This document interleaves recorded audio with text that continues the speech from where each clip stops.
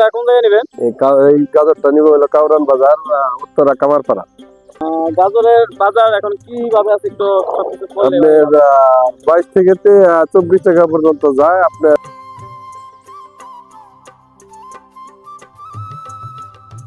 আসসালামু আলাইকুম, আপনারা সবাই কেমন আছেন? প্রতিদিনের মতো আজকেও আসলাম আপনাদের দেখায়। দেখুন, গ্রাম অঞ্চল থেকে গাজর কিভাবে ঢাকা শহরে নেওয়া হয়, কিভাবে মানে পরিষ্কার করে হয়। দেখুন, এই গাজরটা কাউরান বাজারে নেওয়ার জন্য প্রস্তুতি করছে। দেখুন, পলি রেখেছে, তাই আপনাদের দেখায় কি সুন্দর করে। দেখুন, তার সাহায্যে তারা ধয়, মানে কি সুন্দরভাবে। দেখুন এই যে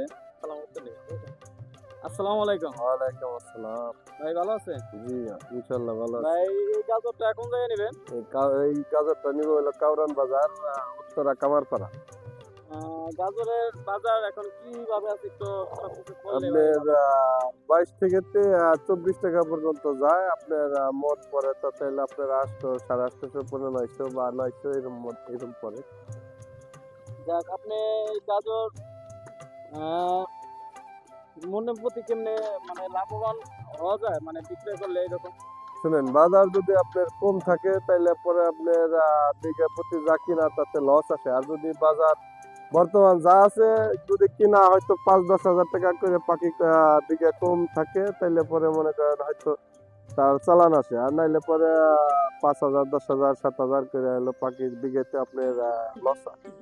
কিন্তু আর একটু বাজার ভালো হইলে পরে তখন ব্যাপারীকে একটু সুবিধা হবে। কিন্তু বর্তমান ব্যাপারীদের লসই আসে, বেশিরভাগই লস আসে।